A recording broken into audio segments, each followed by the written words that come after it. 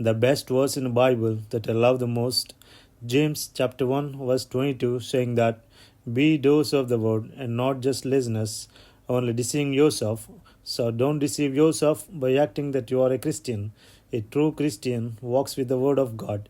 You ain't get an award for listening, but you all get an ultimate reward in heaven for your good things that you do in your life.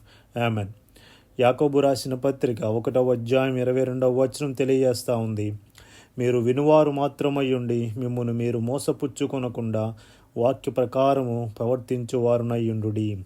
మనం వాక్యాన్ని చదువుతున్నాం, వింటున్నాం, కానీ ఎంతవరకు వాక్యానుసారం నడుచుకుంటున్నాం అనేది మనకు మనమే ప్రశ్న వేసుకోవాల్సిన అవసరం ఎంతైనా ఉంది.